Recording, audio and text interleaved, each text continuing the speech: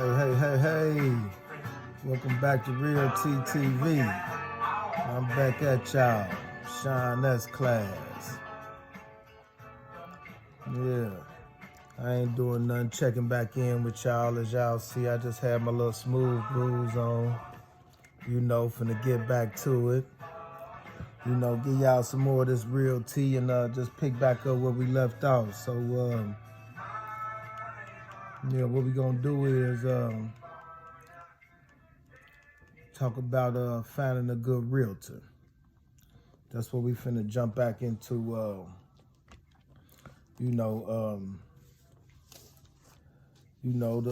Just finding a good realtor, what they useful for. Just the questions I got. Like I say, there's some questions out that book that I was telling y'all about, as far as general questions that you will, if you're gonna deal with a realtor, general questions that you can ask the realtor, and that'll kind of help you determine, if you want to use this realtor or not, as far as, trying to find you some properties. So one of the questions I'm going to read out the book is, how long have you been an agent in this area? That's going back to your target area. Some agents, they good in different areas in your town. And some areas they sell like that in. So that's one of the questions that you want to ask a realtor. Also, another question is, how long have you been working with investors? How long have you been working with investors? Like myself, these questions that I ask them, because you want to know, because some realtors, they only used to working with people or families trying to find the first time home. So, some realtors, that's really what they do. And some realtors, they work with investors, because the difference is, and I'm going to tell you something. The difference is that a realtor that's used to working with investors, they're getting on the MLS, which is the multiple listing service. And you have to have a realtor's license to get on that site. But what they do is they'll go to the MLS site and look for the wholesale prices, the wholesale properties, investor properties, should I say, versus some realtors just looking for a first-time home buyer house or something like that. They're necessarily just going to search the whole MLS and see what house or what situation that the family or the person likes at the particular time. That they trying to, find lending or just buy a house or buy some property, period. So that's kind of what that falls into. The third question they got on here is, do you own any investment properties yourself? That's another key, because 9 times out of 10, if a realtor, knows how to look for investment properties, then 9 times out of 10, they got investment properties they sell. It's like anything. Why would you be good at something and not be a part of it? That's like, kind of self-explanatory on that one. Let's get to the fourth one.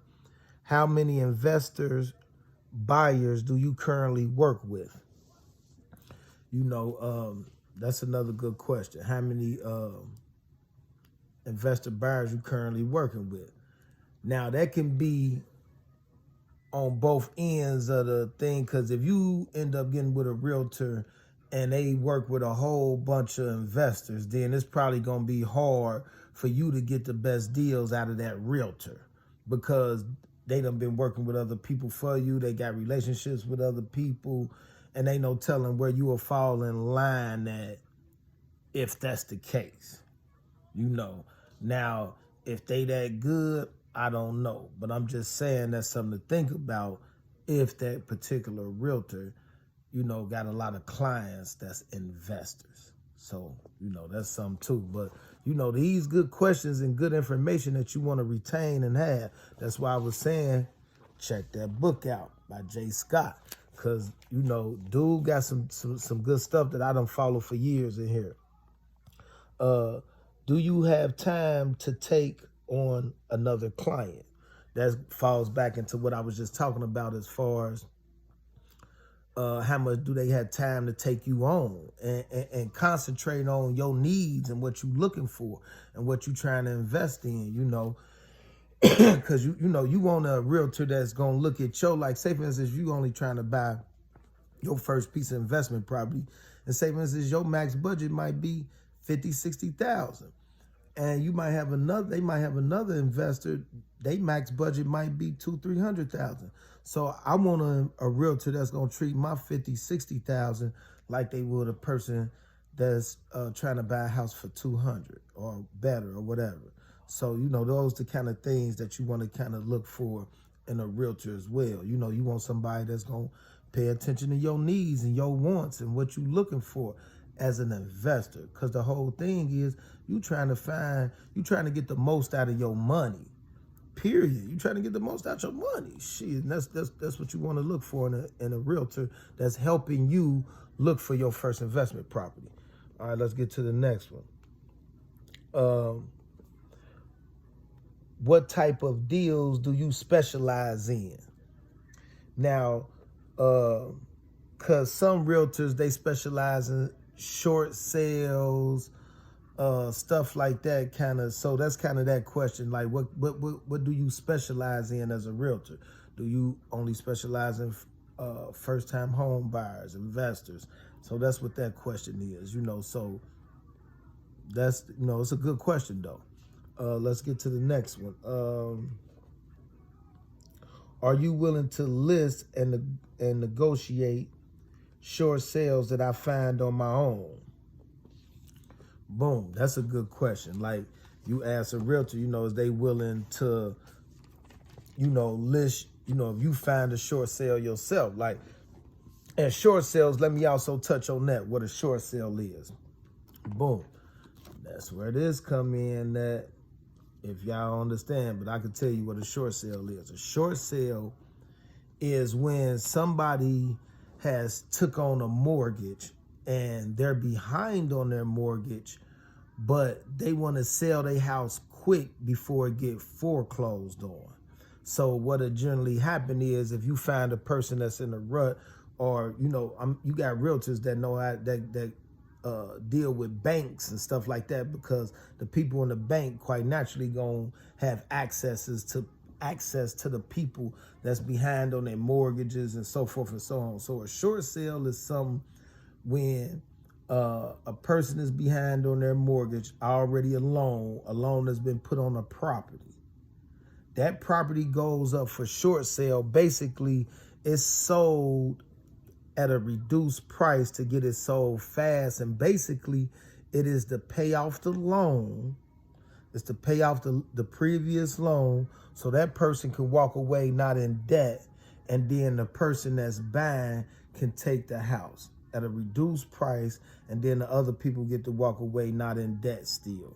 And the lending company at the time, they get paid off for the money that was owed to them for the loan. So that's what a short sale is. A lot of short sales is like through banks and stuff, like anywhere where it's any kind of lending institution, you can find short sales, but banks, that's where you generally find where short sales is. But that's what that question was talking about. But those were some, general questions that you want to ask if you're going to deal with a realtor. You don't have to deal with a realtor. I do both. Sometimes I go in with a realtor, sometimes I don't. Now, it's situations where you need a realtor involved, especially if you're borrowing some money from a lender. That way, the realtor can kind of guide you through the black and white part, the paperwork part, and their license to basically engage into the deal. So, but if you going in buying property cash, you still can use a realtor to help you find the properties, but sometimes you don't need a realtor because you can just go in with a cash offer to a person. That's where this comes in, that where I was talking about land contracts. Now, that's when you ain't using no realtor at all. That's what a land contract is. A land contract is a contract between the buyer and the seller. So I've did a lot of land contracts on houses that I've bought, especially my investment properties. You know, I've used maybe a realtor maybe 2 to 3 times on an investment property, but for the most part, the other 18, 19 times I done bought investment properties. And then too, once you get good at it and know what you're doing, it ain't that hard for a person that got experience. But a land contract is just between you and that person. Like, you find somebody that want to sell their house and you don't want to involve a realtor, you have what they, you had them sign what is called a land contract. That's what y'all do the deal on. Also, another contract I'm gonna touch on while we on the subject is joint venture contract. Now, joint venture contract is just whereas you got a contract between you and the seller, and then you may involve a third party in the sale of a property. So joint venture is people joining together, joint venture, a venture, joint venture, JV. That's what a JV contract is where, you got to, it may be like, for instance, I'm an investor. Give you a quick example what a joint venture is. I'm an investor. I find somebody that want to sell their house. Now, I enter them into a joint venture contract in order to sell their house, because 9 times out of 10, I don't know if they took liens out, if they took loans out on the house or whatever. So what I'll do is I'll have them sign a joint venture where they give me complete control over the sale of the property, whereas no realtors involved. I make them a cash offer. Say, for instance, I may make an offer of $60,000, $70,000. I'm gonna give y'all $60,000 for y'all house. Y'all give me 3 weeks to run checks on the house to see if the house check out. That way you can have inspections done, have a title search ran on the house. That way you can see if it's anything old on the house. So you let them know, like, listen, I want to do an inspection on the house and I want to run a title search. If everything check out on y'all house and y'all don't owe no money or whatever it is the deal is, I'll write y'all a check in 3 weeks for $60,000. I have the check waiting at the lawyer's office, but I need to see if everything check out. That's reasonable. If they ain't got nothing to hide, and if they gonna enter into a joint venture. So that gives you complete control, as far as nobody could come in and take the deal away from you or come in and bid on the house. Kind of, you lock that bid in with that house. That's what a joint venture is. And then you're able to get the checks done on the house, the inspection, title search. That way, in 3 weeks, you done got everything checked out that you need to know, and what it is you may need to do as far as work in the house. You may have a couple contractors come in and check it out, like, okay, we're gonna need to do this, that, and the other. So boom, 3 weeks, everything check out, boom, they got their check waiting at the title company office. They go in, sign all the paper, and the deed is still in their name. Nothing transfers over until everything checks out, until they get a check in their hand. When they get that check in their hand, the lawyer gonna be right there to transfer everything over. The notary is gonna be a notary there, so they deed to transfer over to you, and then they'll get the check in their hand. That's how that works. But that's a joint venture, that's a JV, that's kind of like, and when the market is scarce, like in a seller's market where we in, JVs and land contracts, those are good things to, if you could find property like that and you can get a person to let you handle everything and do it yourself without all the outside interferences. Because once realtors come into play, But you got to also understand it. And also, let me jump back into realtors. You don't want to deal with a realtor that don't want to, like, if they working with the other side too much and trying to get you to concede to what the other side talking about in the negotiation process, that's not a good realtor. You want a realtor that's going to go in, fight for you, get the lowest price for you, you know, because, you know, it'd be counter offers. You would make an offer, then it'll be a counter offer. Then you don't, you know, because realtors be so thirsty to get they little couple thousand out the deal, they'll try to force you to take a deal when they could have got it cheaper.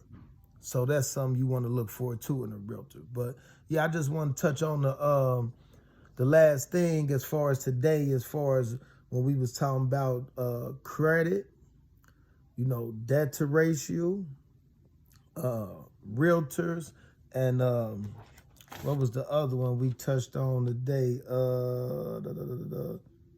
Credit, title searches, debt to ratio, title searches, you know, and realtors. So we touched on all them today. You know, I be taking my notes, as you know, saying what I want to talk with y'all about today, and I touch on those things, and I try to tell y'all, you know, my personal experiences in that area, what I would do, what got me to where I'm at today. So, you know, that's basically, you know, what this was about. But I hope y'all enjoyed this content. I hope y'all learned something, you know, and once again, man, you know, hit that subscribe button, hit that like button, and share, man. You know, subscribe, like, and share. All right, y'all have a blessed one. Y'all stay safe. I'll see y'all in a minute. All right, one.